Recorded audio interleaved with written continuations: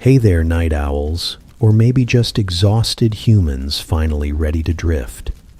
Take a breath, let your shoulders sag a bit, and if you're like me, maybe adjust that blanket you've been wrestling with. Tonight's gentle ramble is all about something spectacularly unspectacular.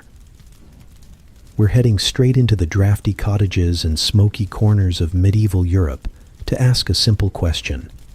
How on earth did ordinary peasants keep from freezing to death every winter? Spoiler, it involved layers, livestock, and a profound willingness to tolerate discomfort. Picture it. No central heating, no thermal leggings from your favorite online store. Just a one-room hut, maybe a loft if you were fancy, and temperatures that could turn water into ice faster than you could say, serfdom is exhausting.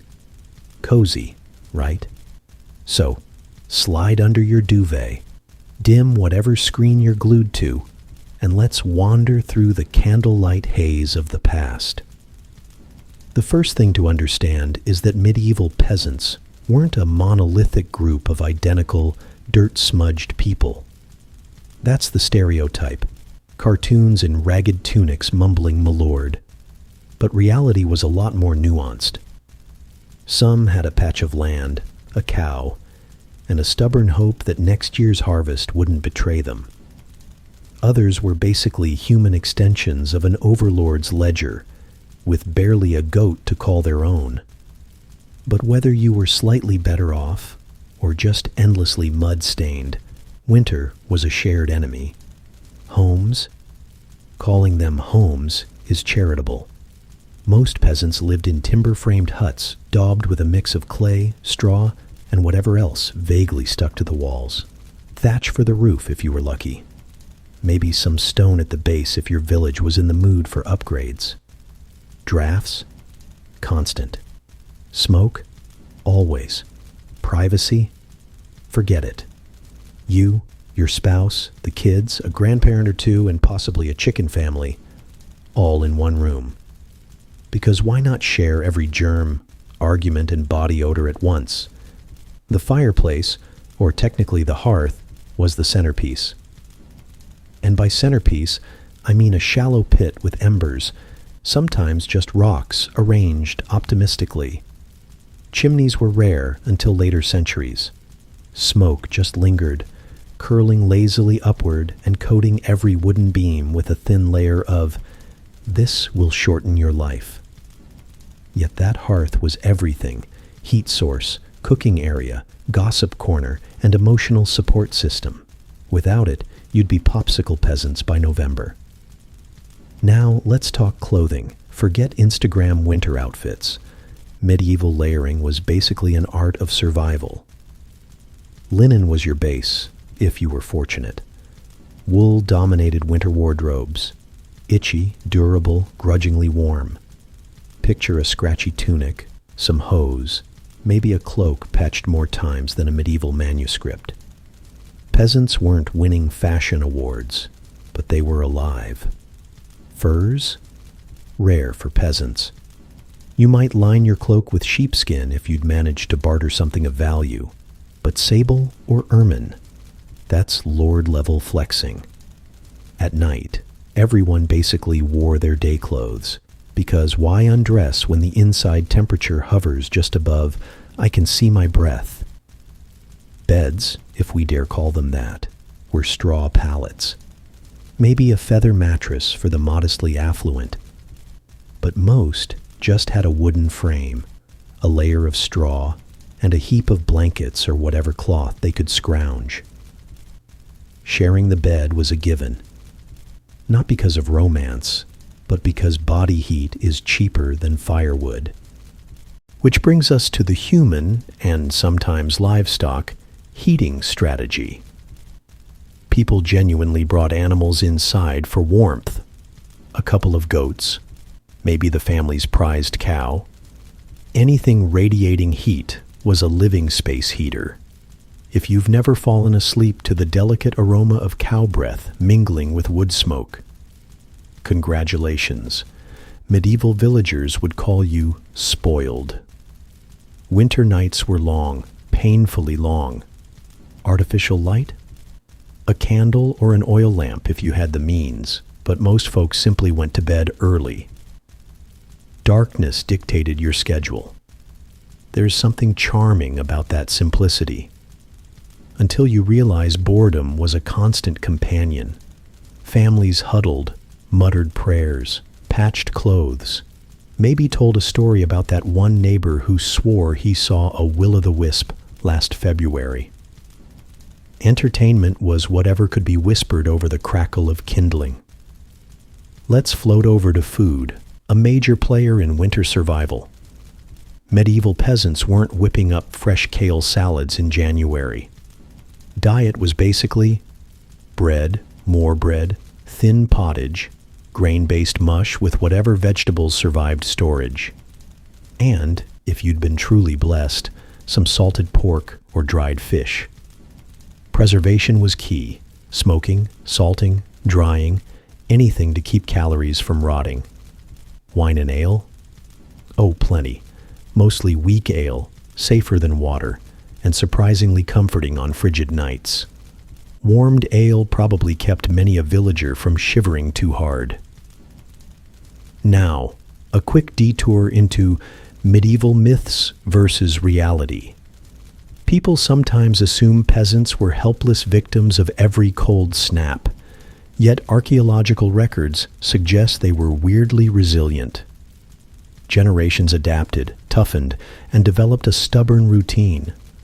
Sure, famine years were devastating, but an average winter? Miserable, yet manageable. Layers of wool, repetitive chores, communal body heat, rinse and repeat. And there's this idea floating around that peasants slept all winter. That's romantic nonsense. Animals still needed feeding, tools still needed mending, and no one had PTO from feudal duties. There were fewer daylight hours, so pacing slowed. But idleness? Hardly. If you wanted bread come spring, you had to prep. Repairs, weaving, carving, and anything remotely productive happened during those icy months. Medieval life didn't pause for comfort. It trudged steadily, cloak flapping in the frost. Speaking of trudging, let's consider travel. Winter roads, more like muddy, frozen pathways, weren't ideal. But if you had to move, you did. Maybe for market, maybe to deliver dues to your lord because apparently the feudal system doesn't take snow days. Villagers bundled up, muttered about life's unfairness, and plodded forward. Sleighs? Occasionally, mostly just aching feet and prayers you wouldn't slip into a frozen ditch. Religion also colored winter life. The church calendar punctuated long nights with feast days and saints' observances, Candlemas, Epiphany, the endless string of holy days. It all offered tiny psychological boosts. Gather, pray, eat whatever you'd been hoarding, and remember that warmer days would eventually return. Probably. Hopefully. Before you picture every medieval peasant as endlessly miserable, it's worth acknowledging. They adapted emotionally. Cold was normal, discomfort was expected, and resilience was practically a birthright. They laughed, argued, told stories, made do. Life was hard, but it wasn't an endless dirge. Some evenings, huddled near the hearth with a scrap of music or a neighbor's tall tale, probably felt downright cozy, smoke stings aside. Let's pause and breathe. Feel the weight of centuries, the smoky rafters, the muffled shuffle of bare feet on packed earth. Outside, a wind sighs across fields now stiff and dormant. Inside, wool wraps your shoulders, straw rustles faintly, and a scrawny cat curls tighter near the embers. Surviving winter was never glamorous, but it was routine, familiar, almost reassuring in its predictability. We'll keep unraveling this thread next, wandering into how weather superstitions shaped peasant life, why random saints became meteorologists by default, and the quietly absurd ways humans insist on naming storms. For now, picture yourself as a medieval villager nodding toward slumber, grateful for one more firelit evening. So we're still tucked inside our drafty little hut, embers pulsing faintly like the world's least inspiring nightlight. Let's lean back and see what the peasants did when winter dragged on and the frost kept nipping at their ankles. Because while half the population was muttering, "Why do my toes still exist?" the other half was busy inventing explanations for every shiver, creak, and icy gust. First up, weather lore. Medieval folk didn't have Doppler radar, but they did have an endless appetite for assigning cosmic meaning to clouds. Red sky at morning, shepherd's warning, wasn't just a rhyme. It was free meteorology. If crows gathered on the thatch, somebody muttered about bad luck. If the wind came off the east field smelling vaguely of turnips, clearly Saint someone or other was annoyed. This wasn't superstition for fun, it was survival theater. Predict a storm correctly, and you looked wise. Miss it and, well, you'd be wet, cold, and mocked at the next ale bench. Speaking of saints, entire calendars were pinned to them. Candlemas in early February was practically winter halftime. Peasants eyed their dwindling grain bins and prayed the ground would thaw before optimism did. If Candlemas be fair and bright, winter will have another fight. They'd mutter, half comfort, half resignation. You can almost hear the collective groan when the day dawned sunny. Oh good, 6 more weeks of frostbite chic. Nightly chores in winter weren't glamorous either. Livestock still bleated for hay. Buckets still needed filling. Firewood stacks demanded replenishment. No one was sashaying around in silk pajamas. It was, pull on the same woolen hose you wore yesterday and haul that water, thanks. Wells froze. Streams clogged with ice. A peasant with frostbitten knuckles had no HR department to file complaints with. Just another log on the embers and maybe a muttered, "Curse you, February." And yet, slow evenings bred craftiness. Spinning, mending, carving spoons out of leftover wood scraps. These weren't hobbies. They were life insurance. A hole in your tunic could be an icy dagger at 3 a.m. Better patch it now while someone recites that one story about Cousin Hilda's goat seeing a ghost. Repetition was the lullaby of the era. The same chores, same gossip, same rhythmic scrape of the spindle. Oddly meditative if you let your brain unspool. Let's float to diet again, because food anxiety never left. Salt was precious, salting skill even more so. Too little and the pork spoiled. Too much and congratulations, you're chewing a brick of sodium until April. Dried peas, beans, barley, starchy lifelines stacked in rough sacks.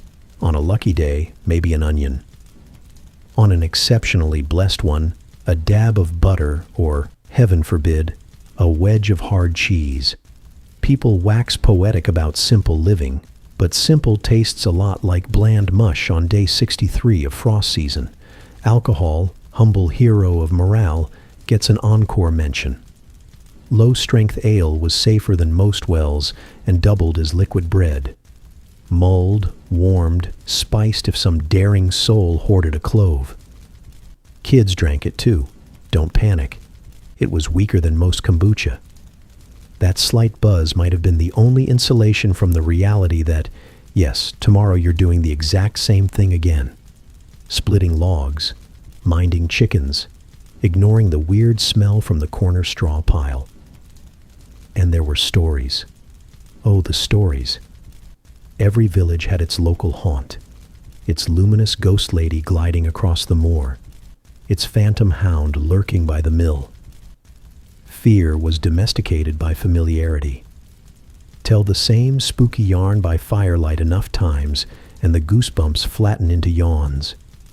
Medieval evenings were low-budget Netflix cues, folk tales, saintly miracles, or the occasional, "Did you hear Lord so-and-so's cousin lost his nose in a tournament?"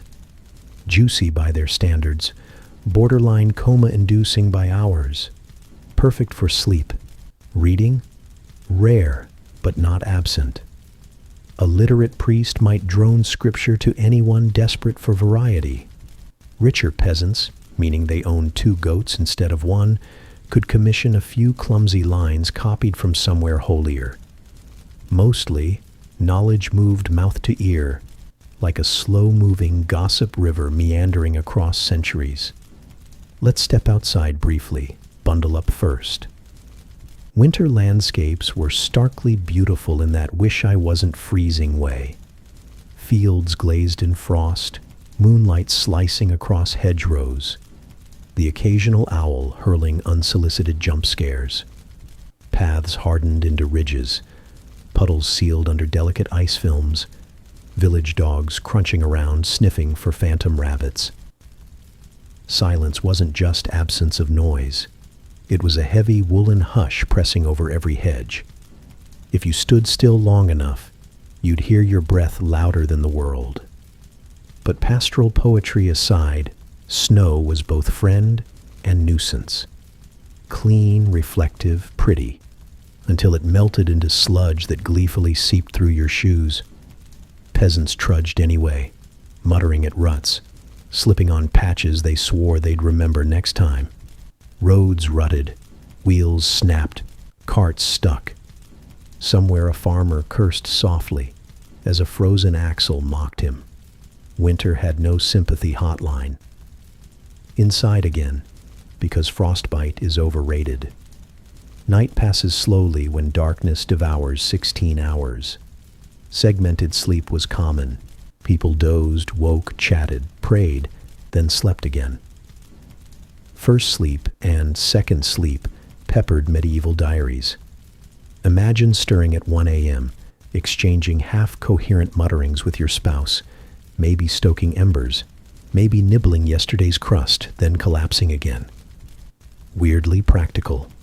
Maximize warmth during coldest hours, break monotony, maybe slip in a midnight prayer so heaven notices your dedication. Dreams mattered too. If you saw geese in your slumber, apparently spring would be kind. If you dreamt of rotten apples, brace for misfortune. Villagers mapped meaning onto randomness. It kept existential dread at bay. A pigeon flapping against the eaves? Surely a sign. More likely, the pigeon was confused. What about health? Primitive doesn't even cover it. Herbal remedies and pure stubbornness were the prescription of choice. Hawthorn for circulation, honey for wounds, prayers for literally everything else. Frostbite? Rub snow on it. Yes, really. Colds? A warm poultice and a resigned shrug. Doctors existed, but peasants mostly couldn't afford a diagnosis beyond, "You're still alive, keep it up." Miraculously, many did. Hygiene during winter? Minimal. Bathing was a summer sport. Cold water plus drafty huts equals pneumonia party. People tolerated smells. Modern noses would declare biological warfare. Soap? Rare.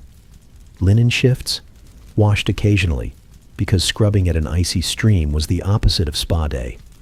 They survived by recalibrating their definition of clean to something closer to less crusty than yesterday. Community warmth, literal and figurative, was the real lifeline. Neighbors loaned tools, shared gossip, offered spare scraps. Misery was less lonely when shared. Festive days brightened monotony. A saint's feast might justify an extra loaf or some music scraped out of a wheezing fiddle. Kids romped, adults murmured gratitude. Everyone briefly pretended winter wasn't slowly gnawing their patience. Micro-joys kept spirits thawed. And yes, there were occasional splurges. Slaughtering a pig in late autumn meant salted pork now, lard for months.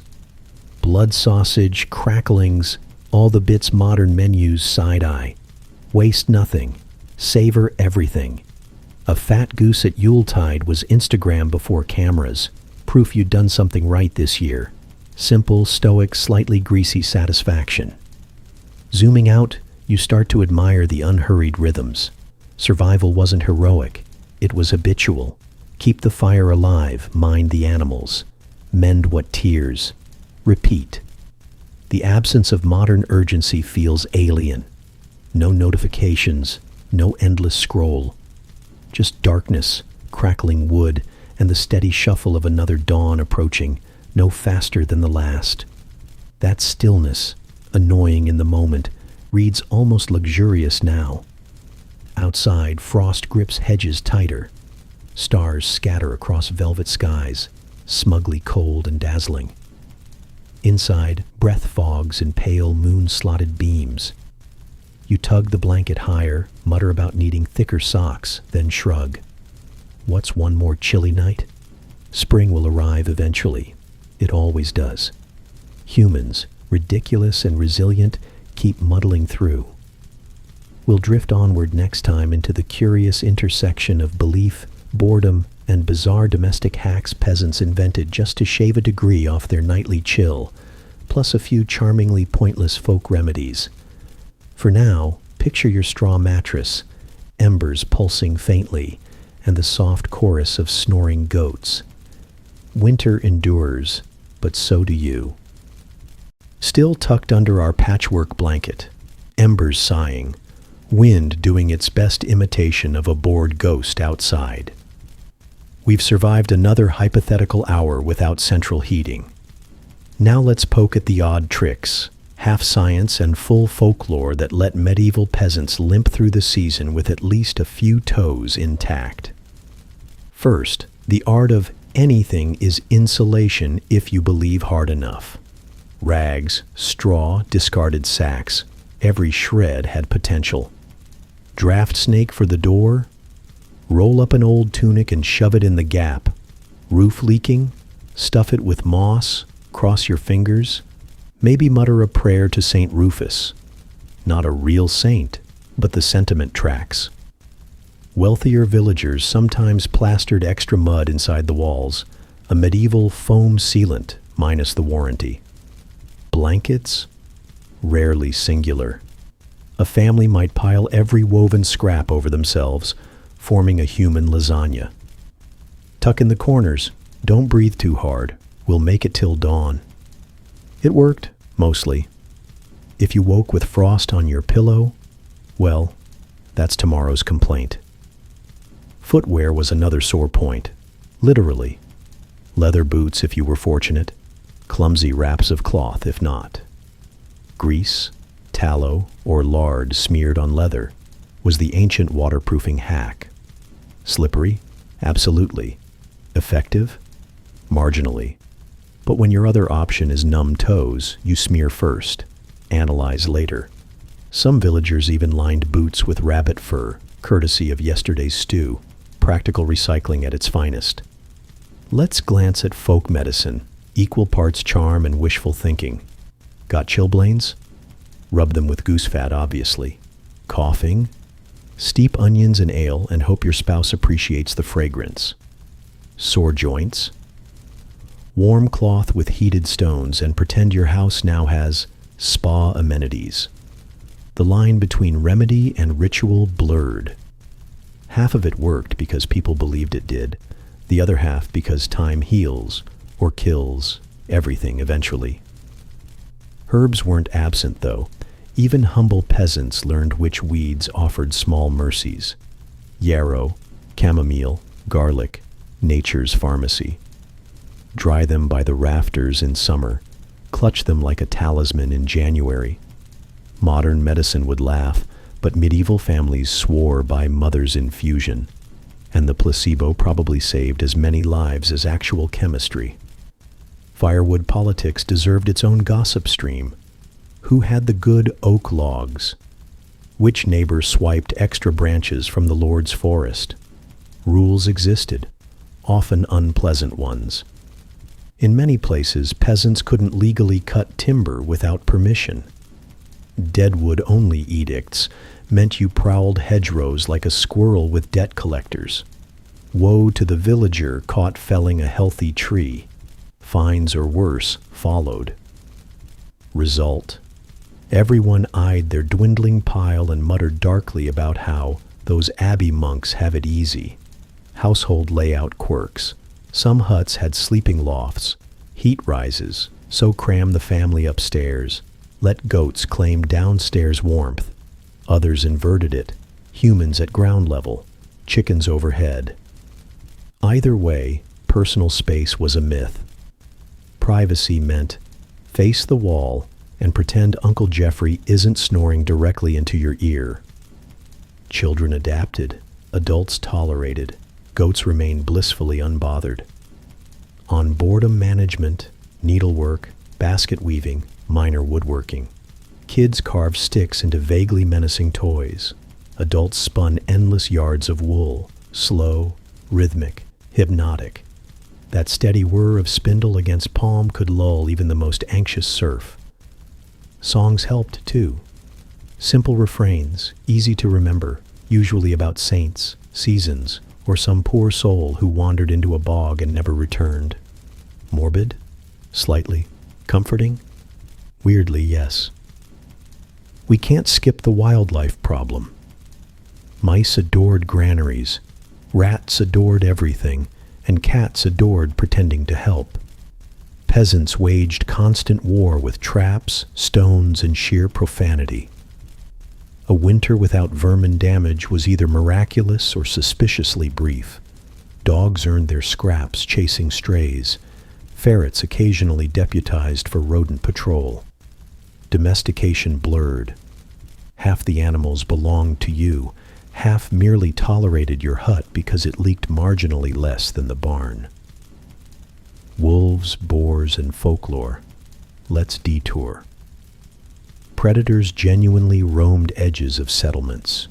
Winter hunger emboldened them, prompting night watches, sharpened sticks, and the occasional community panic about glowing eyes in the tree line. Exaggerated? Usually. But one mutilated sheep could fuel fireside whispers for weeks. Old Marta swears she saw a spectral hound at the ford. Believe or not, such tales bonded villagers, gave fear a name less vague than general existential dread. Let's wander into money matters, because frost doesn't waive taxes. Lords demanded dues even when grain bins looked like minimalist art. A peasant trudged through slush with rent in hens, grain, or reluctant silver. Failure meant fines or worse. Winter mercy wasn't a given. Some landlords enforced, others pretended empathy until spring thaw.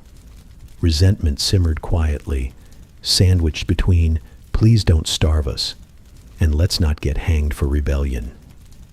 Festivity snuck in, despite gloom. Yuletide stretched merrily, or as merrily as a monotone surf could muster. Ale was warmed, bread marginally enriched. Neighbors gathered to mumble carols. Midwinter bonfires offered fleeting illusions of warmth and optimism. Children chased shadows. Adults clinked cups. Someone inevitably told that same tired story about the goat who stole the bishop's hat. Laughter, thin but real, rose with sparks into the brittle night. Now imagine the soundscape. Logs pop, embers whisper. Wind hums low through the thatch. A rooster, confused by moonlight, belts half a crow, then regrets it. Your neighbor coughs, 3 cottages away, yet close as family through winter's silence. Dogs shuffle, a calf snorts. Everything small, repetitive, oddly soothing.